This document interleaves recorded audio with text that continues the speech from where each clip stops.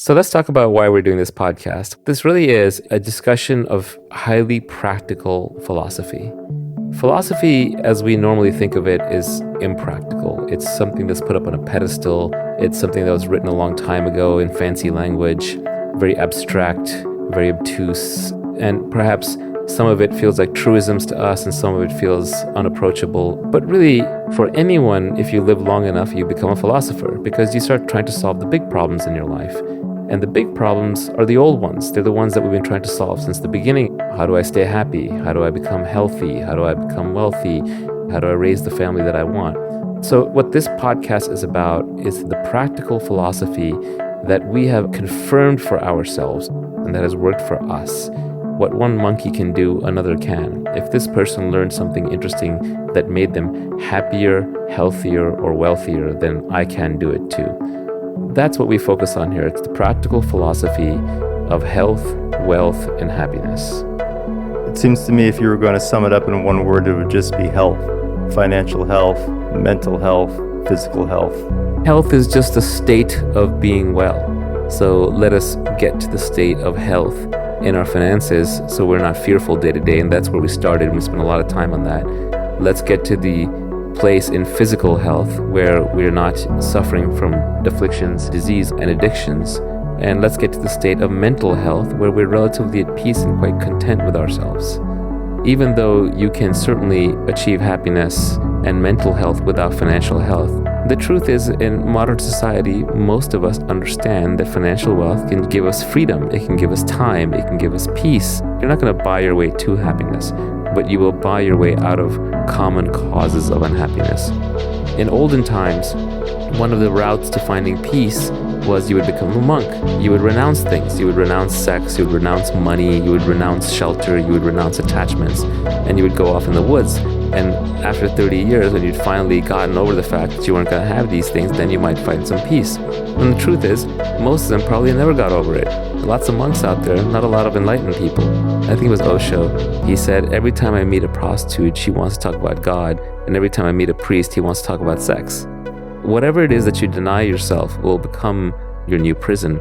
If you have a desire for material comfort, it's actually going to be easier and faster to fulfill it in modern society if you know what you're doing and are capable, than it will be for you to renounce it. It'll take a lifetime to renounce it, and maybe then it won't work, but you can make some money and be materially successful in less than a lifetime. You can get there without it and probably have a more lasting form without it, but that's playing on hard mode. Physical health, of course, is the foundation of everything. If you don't have your physical health, you have nothing.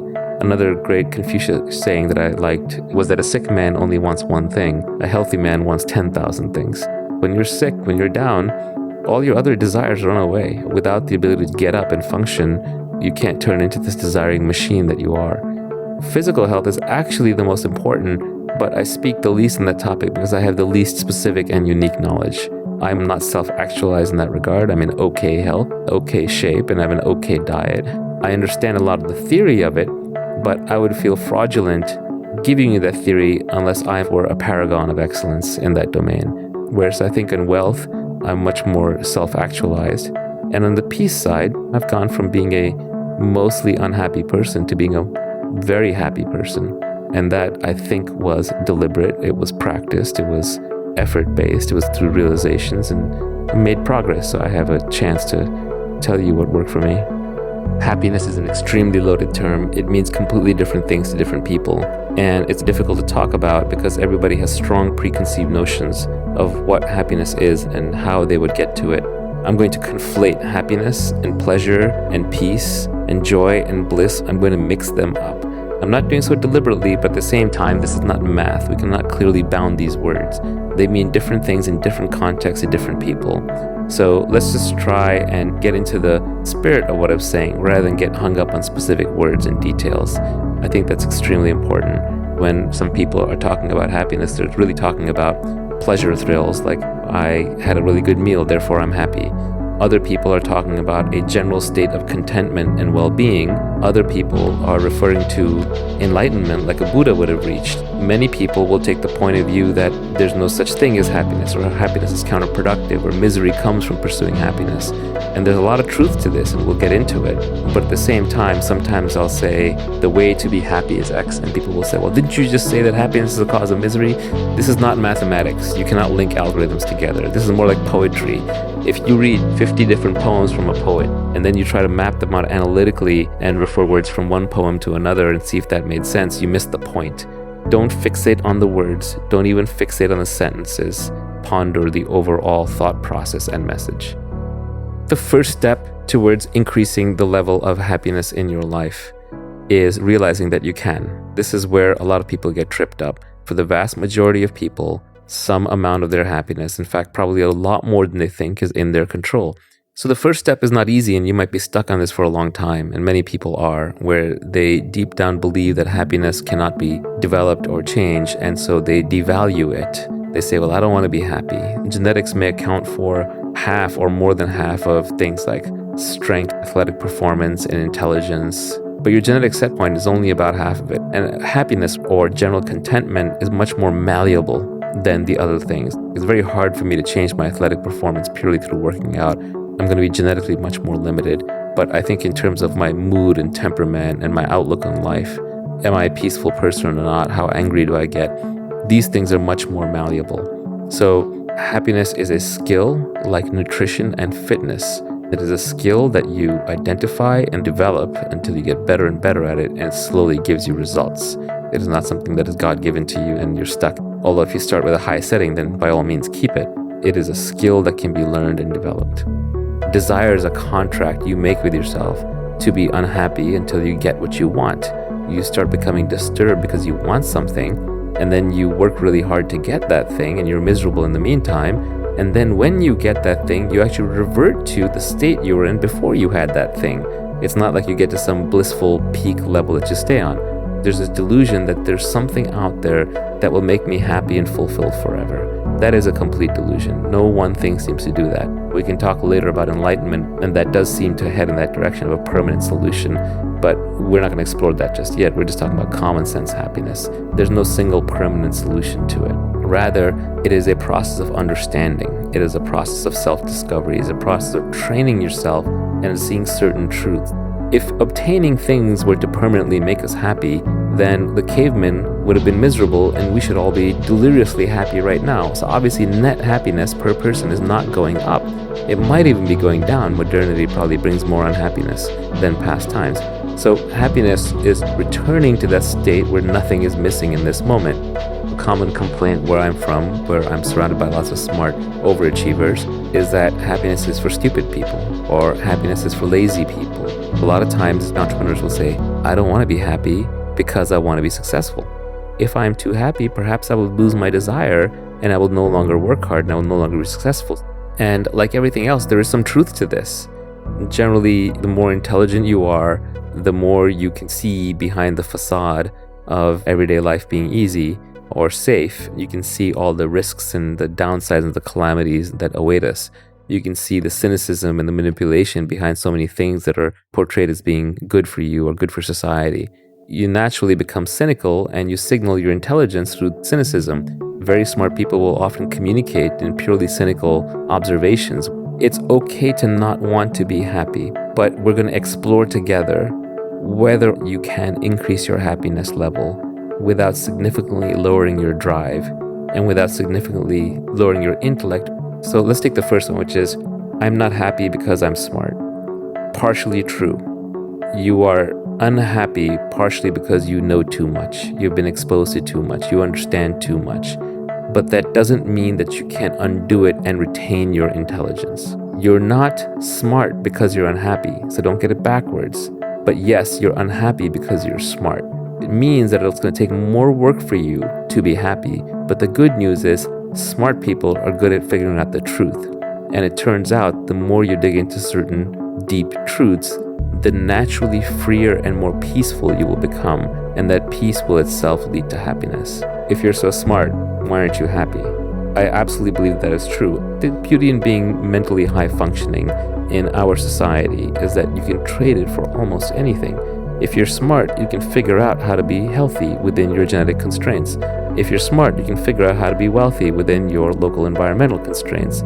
If you're smart, you can figure out how to be happy within your biological constraints. But your biological constraints are a lot larger than you might think. For people who have ever gotten drunk, been on psychedelics, meditated deeply, experienced altered states of mind through breathing and hypnotic techniques, they turn into versions of themselves that are much happier for brief periods of time. Now, some of this is a fake pleasure-driven happiness, of course, but there's some truth to it as well, or you wouldn't desire that state. So, in a sense, it can show you the dynamic range that you have as a human. The ability that you have to go into certain states where you're happier is actually quite large. So how do you nudge yourself in that direction on a perpetual basis, as opposed to just visiting there by essentially stunning your mind into submission and silence? Besides, I'm too smart for it, the other objection is I don't want it to lower my productivity. I don't want to have less desire or less work ethic. Fact check on that is true. The more happy you are, the more content and peaceful you are, thus less likely you want to run out there and change the world. But at the same time, being unhappy is very inefficient. The peaceful person doesn't have extraneous thoughts going through their head. If you are a driven, unhappy person, your mind will be on 24/7. What are the consequences of this? Your sleep is much worse. You're much more likely to react, become angry, and dig yourself into a hole that you then have to dig yourself out of. Your decisions are going to be emotional and impetuous. You're much more likely to be in the busy trap, where you're busy all the time, running from one thing to another because you can't mentally prioritize. You don't have peace of mind, so when it comes time to make judgments, you have too many threads going through your head and you don't have time to devote to making those judgments. So there's a trade-off. If you become the Buddha tomorrow, it's unlikely you'll also launch rockets to the moon like Elon Musk. But on the other hand, there are enough successful, optimistic leaders, scientists, and innovators, especially as they get older, that you see it's not necessarily the case that happy people have to be ineffective. As I became much happier in my life, I actually became much more effective. I was able to form relationships with people that earlier in my life I would have kept at a distance, whatever preconceived notion. I can make decisions much more clearly now because I see what the long-term outcome is going to be. And I cut straight to the chase. I don't try and negotiate an extra 20% here or there because I know that that's going to make me unhappy long-term. It's going to make the other person unhappy and it'll make the deal less stable. So I've actually been more productive even though I've worked less hard because I've made better decisions. In the modern age, the quality of the decision you make is everything because we're all leveraged. You can be leveraged through code, community, media, capital, labor, etc. If you're a smart person, every decision you make these days, you're leveraging it in some way. And so the quality of your decision making is more important than anything else. If Warren Buffett makes the right decision 85% of the time and his competitors make it right 65 or 70% of the time, Buffett's going to win everything. That's the source of his strength, good decision making. He makes one decision a year, two at most. Most of the time he's sitting around reading books, thinking hard, reading S1s, playing bridge, traveling, golfing, etc. Obviously, hard work is not the solution. Good decision making and high leverage is the solution. Having a peaceful mind, being a happier person, relying less on momentary pleasure and being calmer in general will allow you to have the frame of mind where you make better decisions. It will actually increase your effectiveness. As long as the increase in effectiveness is higher than the reduction in drive, you're well off. Finally, I would say, do you want to be the best in the world by working the hardest? Or do you want to be the best in the world who worked the least for it, right? Who worked the most intelligently for it? If you were an omniscient, omnipotent being, imagine you were the universal God for a moment, then just by pushing a butterfly in one direction or just by snapping your fingers, you would know exactly how the particles would collide from there on out that would change everything in the universe. You could get anything done. Omniscience is omnipotence. Knowledge is power.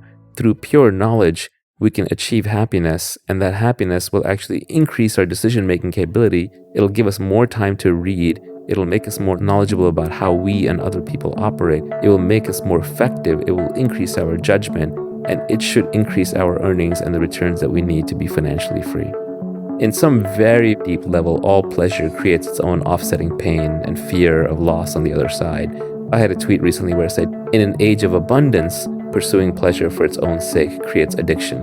I was upgrading an old Miyamoto Musashi line. Do not pursue pleasure for its own sake. Musashi, he was a Japanese swordsman. In his time, when you pursued pleasure, it might mean a very different thing. He didn't have unlimited processed food. He didn't have internet pornography, marijuana, or alcohol available on demand. Now that we're in an age of abundance, if we pursue pleasurable things directly for their own sake, we land into addiction very easily, which is hard to get out of. I think the modern struggle is really about lone individuals disconnected from their tribe, disconnected from their religions, disconnected from their cultural networks, trying to stand up to all these things that have been weaponized: alcohol, drugs, pornography, processed foods, news media, internet, social media, video games.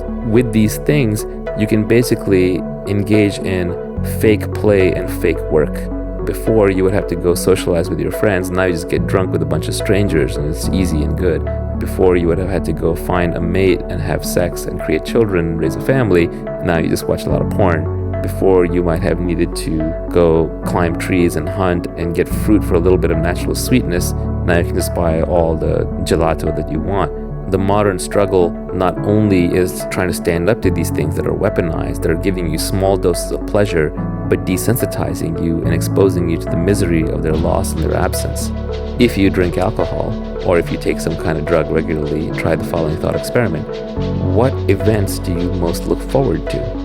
I will bet you they're the events where you get to do these things. So if you drink alcohol, you look forward to dinner time, or you look forward to that party that's coming up when you get to go out with your friends to the bar. To see how artificial it is, resolve that the next one you go to, you're not going to drink at all, or you're not going to do the drug. And now ask yourself, how much am I looking forward to that event? You'll find not at all. This creates a conundrum. If I give up these sources of artificial pleasure that can lead to addiction and desensitize me or just bring misery down on me later by missing them, then I'm miserable because I don't get to socialize with anybody. I don't have fun. I don't go out.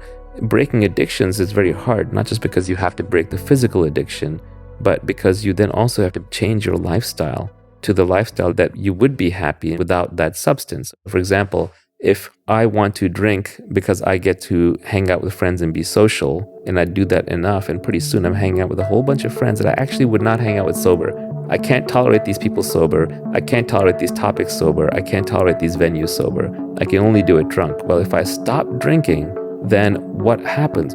I have to get rid of these friends. I have to get rid of these activities. I have to find brand new activities and brand new friends. This is very hard and very socially unacceptable. These fake relationships and these fake activities were just being held together by the alcohol. I realized a while back that it's actually a problem to really look forward to holidays and to weekends, because it indicates two things. One is it takes the joy out of the everyday, because now you're living in the future, you're suffering the rest of the time. And the second is it means you have accepted a way of life in which most of your time is spent suffering. Let's talk about peace, and then we'll talk about truth and how these all relate to happiness. A lot of times when I'm saying you want to be happy, what I'm actually saying is you want to find peace. We say peace of mind, but what we really want is peace from mind. The moments of greatest pleasure, whether from doing a drug or having an orgasm, or you're kite surfing and you find the edge, or you're laughing with somebody, or you're looking at some incredible sunset, what happens in all of these is the mind goes quiet. The mind calms down. That voice in your head where you're talking to yourself goes silent for a moment. And then you go into a sense of awe or beauty or bliss or joy or pleasure. All of us seek this. All of us chase it. Deep down, what we're actually looking for is peace from our mind. I'm not making the mind out to be an enemy. The mind is a very useful tool. But somewhere along the way, it became an uncontrollable tool. It became a master rather than just a servant. Our mind is evolved to be paranoid, fearful, and angry. We are the most paranoid and angry creatures to ever walk this earth. Human beings are apex predators at the top of the food chain. We killed, subjugated, or domesticated every other species on this planet. And we did it through fear and violence, and of course cooperation, but we've killed everything else. We've tamed everything else. We were scared enough to go fight it, kill it, and own it. Nature is brutal. Turn on any nature documentary and you'll see A eats B, B eats C, C eats D, D eats E, and nature is red in tooth and claw. We are derived from violence and blood. Modern society is a lot safer. Yes, it still makes sense to be careful and to be paranoid. It still makes sense occasionally to get angry, but not all the time, not as much as we're hardwired to do. Modern society is safer and more peaceful, so it's okay to dial it down. The threat level is not as high as our genes think it is. If you were walking through the woods 1,000 years ago with a friend and you thought you heard a tiger rustling in the bushes, let's say 9 out of 10 times it's a rabbit, 1 out of 10 times it's a tiger. Well, the person was an optimist catches a rabbit 9 out of 10 times, it gets eaten the 10th. The person who's a pessimist stays alive every time. Pessimism is rewarded in our evolved nature, but we live in much safer times. So we have to find ways past that. We have to find ways towards peace. Modern life, on the other hand, is more hectic in other ways. The sources of stress that we have are more chronic. Let's define stress for a moment. Physically, stress is when something wants to be in two places at one time. If I take an iron beam and apply pressure to both ends in different directions, I'm creating stress in the beam because one part wants to be north, the other part wants to be south. That creates stress on the beam. In a person, stress is when you can't decide what's important, so then you want two things at once that are mutually incompatible. I want to relax right now, but I need to get some work done. I'm under stress. I need to go to that party, but I also need to go to work. But when you truly give up on something, it's actually no longer stressful. When you accept that something is completely out of your control, there's no point in being stressed about it. So it does imply that you have some level of control over it. The mind is constantly creating stress for you through situations where it's being more paranoid or more angry than is actually warranted for your environment. We want to find peace from mind. We want to have tools that allow us to not turn off the mind, because you can't suppress the mind. If I say to you, don't think of a white elephant, you just thought of a white elephant. So you can't force the mind into anything. But where the mind on its own calms down and naturally goes away. And how do you do that? How do you end up with a more peaceful mind? Because a more peaceful mind automatically creates a happier person. One phrase I liked is that peace is happiness at rest, happiness is peace in motion. A peaceful person doing an activity will end up happy doing that activity. A happy person just sitting there will be peaceful. So the goal actually is not happiness, even though we'll use that term a lot. The goal is actually peace. So the question is, how do you get to peace? The first problem with getting to peace is that no activity will get you to peace, because peace is fundamentally inactivity. Peace is the sense that everything is fine. And if everything is fine, you're not making physical activity to change it, so you're physically at peace. And you're not making mental activity to try and change it either, because that'll create mental stress, because you'll want to mentally be somewhere other than you actually are. So peace itself is not a thing that can be directly achieved. You cannot work towards peace. What you can work towards is understanding. I think this is an old religious saying, but it says the name of God is truth. And what that's basically saying is that when you understand certain things, when you learn certain things, when you're convinced of certain things, and when they become a deep part of you, then you naturally become a more peaceful person. One of the tweets that I put out a while back was, the closer you get to the truth, the more silent you are inside. We intuitively know this. When someone is blabbing too much, that person who talks too much at the party, the court jester, you know they're not at peace inside. You know Robin Williams was not peaceful inside. Whereas with a wise person, if we expect to meet a Lao Tzu, a Socrates, we expect them to be quiet. That is an indication that they are wise. And not quiet because they're trying to look wise, but quiet because they're internally quiet. We understand that peace and wisdom sort of go together. Kapil Gupta, who's written far more on this topic than I have, said, wisdom begets stoicism, stoicism does not beget wisdom. And I thought that was very insightful. And his basic point is that as you become wise, you naturally become stoic. It's not by practicing being stoic that you become wise. That's cart and horse getting reversed. As an aside, I had a tweet the other day that got incredibly misinterpreted. So many people failed that IQ test. They basically said, the smarter you get, the slower you read. All these people got triggered about it, of course. This whole speed reading crowd. A lot of people said, well, Bill Gates reads 150 books per year. And then a bunch of people said, oh, well, I read really slowly, so I must be smart. Actually, no. I said, if A, then B. That does not mean if B, then A. Truth is very fought over. When we say truth, the biggest problem we're going to run into is that what society wants for you is not what's always good for you. Society is the largest group, and groups search for consensus. Individuals search for truth. It is not acceptable for society to tell you the truth on many things. There are many things society throws out all day long that if you're a smart and critical thinking person that you disbelieve, but you're forced to go along with it even though deep down you know it's not true. Money isn't going to make you happy. That's a society truth. That's not an individual truth. Look at all the individuals trying to make money. Deep down, they know that yes, money will get rid of a lot of sources of unhappiness, and at least put it to the point where happiness is then under my control. It's my choice, as opposed to being inflicted upon me externally. That is just one of a billion lies society tells you. Another lie society tells you is that you send your kids to school for education. No, they get an hour a day of education. They get indoctrination. They get taught at the speed of the slowest student. They get taught mostly subjects that are irrelevant or obsolete. Education is a combination of a small bit of education, a large dose of socialization, a large dose of compliance training, a massive dose of babysitting, which is helpful for parents who can't take care of the kids at home. Also, it keeps young troublemakers off the streets, especially at the teenage level, who might be going out and committing crime and causing problems or getting in trouble. So school does a lot of things, but education is just a very tiny piece of it, as all the homeschooling stats clearly show, and even the unschooling stats are starting to show. Society does not just tell you things that are false, it programs you to beat yourself up when you cross one of these boundaries, when you transgress against society's truths. And a classic example of that is guilt. Guilt is society's voice speaking in your head. Guilt is society programming you so effectively that you are your own warden. So truth-seeking is a very hard business because you essentially have to, with deep conviction, understand things that you are told are wrong all day long. When we talk about peace and how to get there, what we're really talking about is the search for truth.